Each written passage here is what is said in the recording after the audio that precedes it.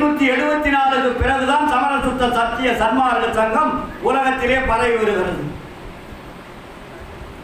இதுவரையும் சமய மதங்களிலே இருந்ததான் வள்ளலார் காட்டிய சுத்த சன்மார்க்க நெறிக்கு வருகின்ற போது நான் வள்ளலார் சொன்னதை கடைபிடிக்க வேண்டுமா, சமய மதங்கள் சொல்லியதை கடைபிடிக்க வேண்டுமா? நீங்க தான் முடிவு செய்யணும்.